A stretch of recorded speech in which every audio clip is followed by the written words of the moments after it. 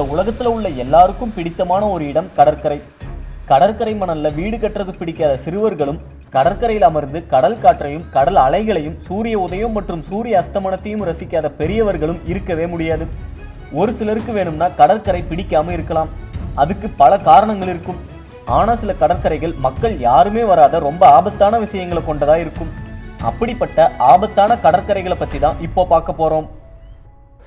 Hannah காப்பியை beach. பொன்னிற மணலும் வெண்மையான கடல் நீரும் இயற்கை எழில் மிகுந்த பசுமையான மரங்களும் இருக்கக்கூடிய ஒரு கடற்கரை தான் ஹானா காப்பியை. இது ஹவாய் தீவில் அமைஞ்சிருக்கு. இவ்வளவு அழகான கடற்கரை பெரும்பாலான மக்களுக்கு கண்டிப்பா பிடிக்கும். ஆனா இந்த கடற்கரைக்கு மக்கள் யாருமே வர்றது கிடையாது. அதுக்கு இந்த கடற்கரையில் ஏற்படக்கூடிய பெரிய மற்றும் ஆக்ரோஷமான அலைகள் தான் காரணம். சில நேரங்கள்ல ரொம்ப அமைதியா இருக்கக்கூடிய இந்த கடல்ல பெரும்பாலான நேரங்கள்ல அலைகள் ரொம்ப வேகமானதாகவும் உயரமானதாகவும் ஏற்படும். கடந்த காலத்துல இந்த அலைகளை பத்தி தெரியாத பலர் கடல்ல நீந்திக்கிட்டு இருக்கும்போது திடீர்னு ஏற்பட்ட பெரிய அலைகள்ல சிக்கி தங்களோட உயிரை கடலுக்கு காவு கொடுத்திருக்காங்க. இந்த காரணத்தால தான் உலகின் ஆபத்தான கடற்கரைகள்ல ஒன்றா ஹானா காப்பியை கடற்கரை அறியப்படுது. ஆனா என்னதான் ஆபத்து இருந்தாலும் ஆபத்துக்களை ரசிக்கக்கூடிய சில சாகச விரும்பிகள் இந்த கடற்கரைக்கு வந்து போய்கிட்டு தான் இருக்காங்க. அட்டக்ளைவ் பீச். அழகா இருக்கக்கூடிய கடல் நீர் அல்லது மற்ற நீர்நிலைகளை பார்க்கிற பலருக்கு அதுல இறங்கி குளிக்கணும் அப்படின்னும் நீச்சல் அடிக்கணும் அப்படின்னும் ஆசை தோன்றும். ஆனா ஒரு சில நீர்நிலைகள் அழகா இருந்தாலும் கூட அதுல மக்கள் யாருமே இறங்க மாட்டாங்க. அப்படிப்பட்ட ஒரு இடம் தான் நார்வே நாட்டில் உள்ள அட்டக்ளைவ் கடற்கரை. ரொம்ப அழகா காட்சியளிக்கிற இந்த கடற்கரையில இருந்தபடி நார்தர்ன் லைட்ஸை கூட பார்க்க முடியும். இந்த கடற்கரையை சுற்றி இருக்கக்கூடிய மற்ற இடங்கள் கூட ரொம்ப அழகான பகுதிகளா இருக்கும். இப்படிப்பட்ட ஒரு சூழலுக்கு நடுவில் இருக்கக்கூடிய கடல்ல நீச்சல் அடிக்கணும் அப்படிங்கிற எண்ணம் பெரும்பாலான மக்களுக்கு ஏற்படும். ஆனா அட்டக்ளைவ் கடற்கரை பகுதியில் உள்ள கடல்ல யாருமே நீச்சல் அடிக்கிறது கிடையாது. அட்டக்ளைவ் பீச்ல உள்ள கடல் நீரோட வெப்பநிலை 7 டிகிரி செல்சியஸ்ல இருந்து 13 டிகிரி செல்சியஸா இருக்கும். இந்த வெப்பநிலை உறை வெப்பநிலையை விட கொஞ்சம் தான் அதிகம்.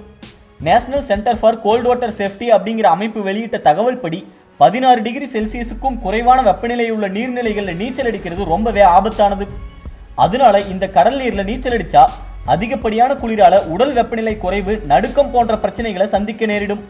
சில நேரங்கள்ல அதிக குளிரால உடல் உறுப்புகள் செயலிழந்து போக கூட வாய்ப்பு இருக்கு. கடலோட அழகை ரசிக்கணும்னு நினைச்சா அதுக்கு இந்த கடற்கரை சரியான இடம்தான். ஆனா அந்த கடல்ல நீச்சல் அடிக்கணும்னு நினைச்சா அதுக்கு அட்டக்ளைவ் கடற்கரை சரியான இடம் கிடையாது. போவா வியாஜம் பீச். அழகிய கடற்கரைகளுக்கு பெயர் பெற்ற ஒரு நாடுதான் பிரேசில். இங்க மொத்தமா 2095 கடற்கரைகள் இருக்கு. இந்த கடற்கரைகள் ரொம்ப பிரபலமான சுற்றுலா தலங்கள் அப்படிங்கிறதால உலகத்தோட பல பகுதிகளை சேர்ந்த சுற்றுலா பயணிகள் பிரேசில் நாட்டு கடற்கரைகளுக்கு வந்து தங்களோட பொழுத மகிழ்ச்சியா போக்குறாங்க. ஆனா ரீசிஃப் நகர்ல உள்ள போவா வியாஜம் கடற்கரை மகிழ்ச்சியா பொழுத போக்குறதுக்கு ஏற்ற இடம் கிடையாது. சுறா மீன்கள் அதிகமா வாழக்கூடிய இந்த பகுதியில கடந்த 20 ஆண்டு காலத்துல 50க்கும் மேற்பட்ட சுறா தாக்குதல் சம்பவங்கள் நடந்திருக்கு. இதுல 20 தாக்குதல்கள்ல அந்த கடல்ல நீந்தின மக்கள் சிலர் உயிரிழந்திருக்காங்க. ரீசிஃப் நகருக்கு பக்கத்துல உள்ள கடல் பகுதியில சுறா மீன்கள் அதிகமான எண்ணிக்கையில வாழுதுங்க.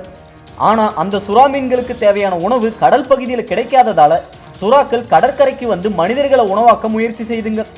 சுறாக்களை ரொம்ப பக்கத்துல பார்க்கணும் அப்படிங்கிற ஆசை இருந்தா தாராளமா போவா வியாஜம் கடற்கரைக்கு போகலாம். ஆனா சுறாக்களோட வாயில சிக்கி கடிபட்டா எப்படி இருக்கும்னு தெரிஞ்சுக்க விருப்பம் இருந்தா மட்டும் அந்த கடல்ல நீச்சல் அடிக்கலாம். Skeleton Coast. ஒரு பயங்கரமான கடற்கரைக்கு சுற்றுலா போகணுங்கிற எண்ணம் உள்ளவங்க நமீபியா நாட்டில் உள்ள ஸ்கெலட்டன் கோஸ்ட் கடல் பகுதிக்கு போகலாம். ஸ்கெலட்டன் கோஸ்ட் பகுதியில் இருக்கக்கூடிய பலவிதமான விலங்குகளோட எலும்புகள் தான் இந்த பெயருக்கு காரணம்.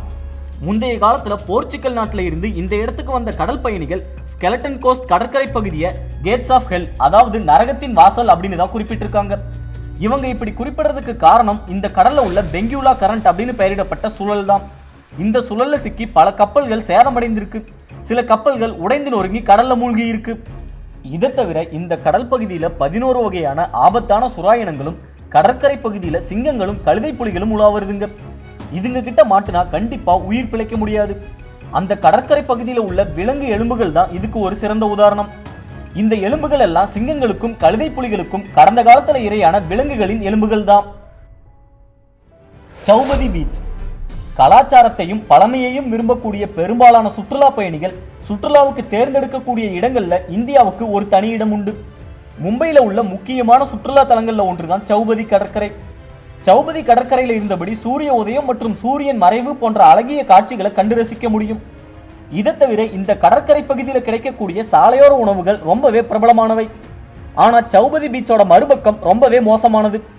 உலகின் மாசுபட்ட கடற்கரைகள்ல ஒன்றாகவும் இந்தியாவோட மாசுபட்ட கடற்கரைகள்ல முதலிடத்தையும் பிடிக்கிற கடற்கரை சௌபதி தான். சாக்கடை நீராலையும் பிளாஸ்டிக் கழிவுகளாலையும் வேற சில குப்பைகளாலையும் சௌபதி கடற்கரையும் அந்த பகுதியில் உள்ள கடல் நீரும் ரொம்ப மோசமா பாதிக்கப்பட்டிருக்கு. இந்த மாசுபட்ட நீர்ல நீச்சல் அடிச்சா உடல் ரீதியான பல மோசமான விளைவுகளை சந்திக்க வேண்டி இருக்கும். குறிப்பா தோல் சம்பந்தமான பிரச்சனைகள் ஏற்படும்.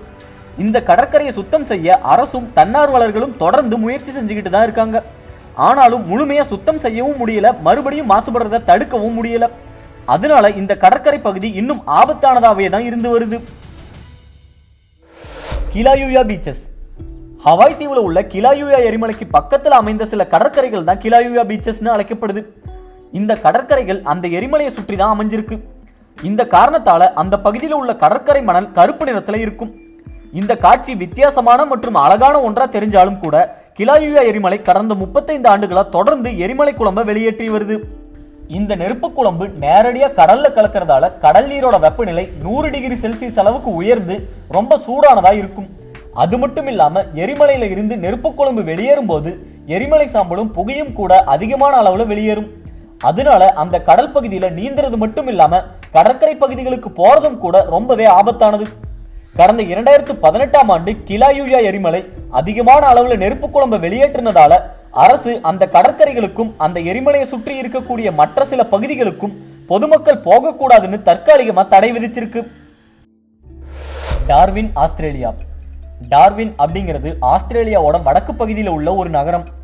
இந்த நகரத்தில் இருக்கக்கூடிய கடற்கரை தான் டார்வின் பீச்.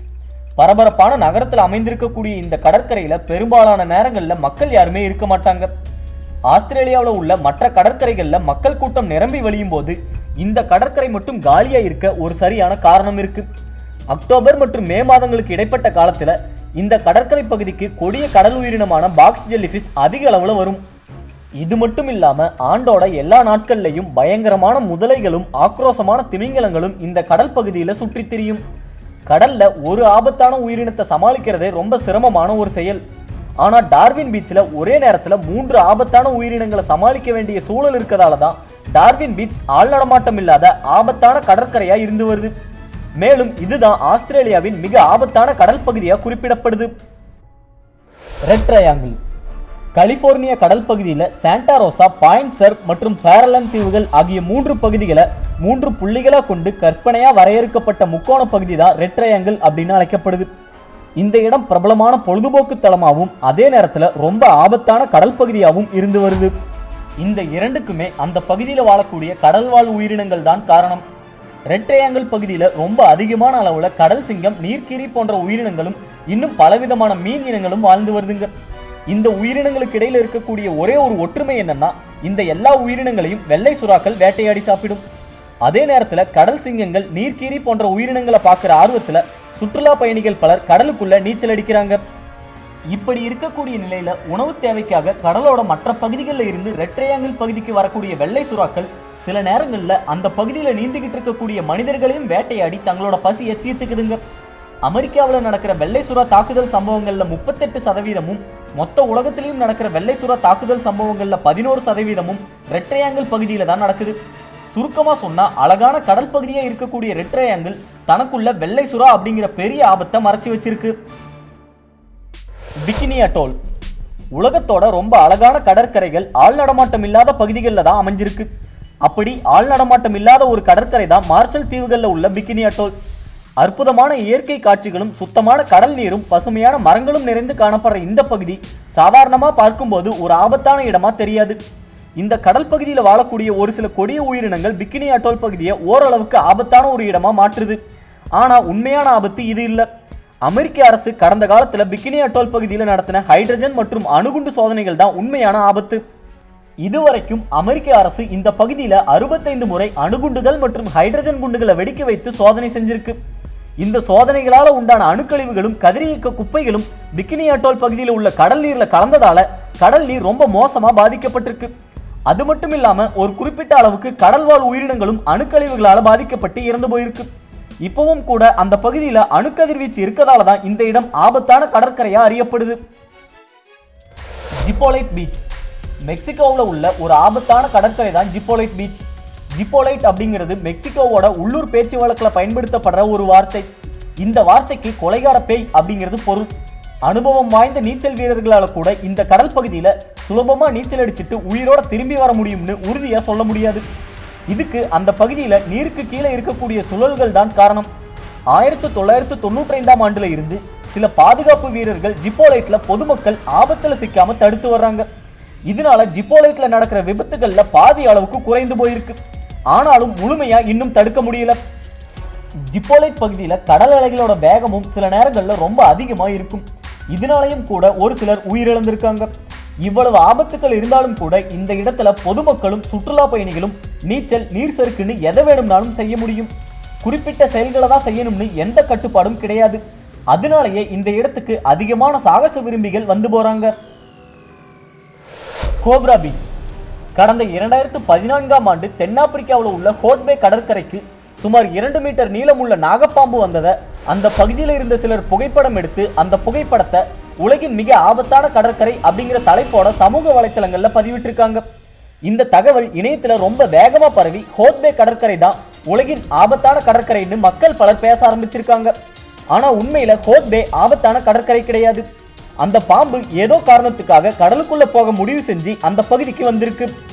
பாம்புகளை பத்தி நல்லா தெரிஞ்ச சில உயிரியல் ஆய்வாளர்கள் இந்த சம்பவத்தை பத்தி பேசும்போது பாம்புகளோட உடல்ல சில நேரங்கள்ல பயங்கரமான அரிப்பு ஏற்படும். உப்பு நீர் இதுக்கு ஒரு சிறந்த மருந்து. அதனாலதான் அந்த பாம்பு கடலை நோக்கி வந்திருக்குன்னு சொல்லியிருக்காங்க. எது எப்படி இருந்தாலும் உலகின் மிக ஆபத்தான கடற்கரை அப்படிங்கிற பெருமையோட ஹோட்பே பீச் கொஞ்ச காலம் இருந்து வந்திருக்கு.